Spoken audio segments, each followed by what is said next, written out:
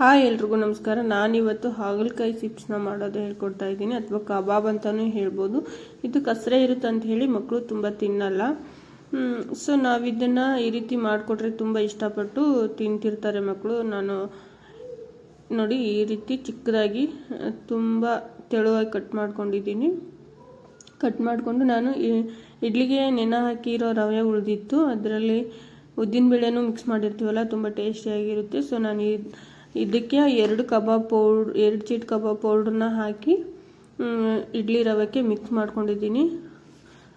ಆ ಮಿಕ್ಸ್ ಮಾಡಿರೋ ಇಡ್ಲಿ ರವೆ ಮತ್ತು ಕಬಾಬ್ ಪೌಡ್ರಿಗೆ ಹೆಚ್ಚಿರೋ ಹಾಗಲಕಾಯಿನ ಹಾಕಿ ಚೆನ್ನಾಗಿ ಕಲ್ಕಿಸ್ಕೊಬೇಕು. ಎಲ್ಲದಕ್ಕೂ ಮಿಕ್ಸ್ ಆಗಿರಬೇಕು.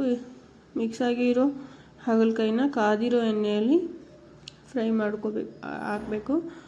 ಫ್ರೈ ಮಾಡೋಕ್ಕೆ ಹಾಕಿ ನಾವು ಲೋ ಫ್ಲೇಮಲ್ಲಿ ಫ್ರೈ ಮಾಡಬೇಕಾಗುತ್ತೆ, ಯಾಕಂದರೆ ತುಂಬ ಗರಿಯಾಗಿ ಬರುತ್ತೆ.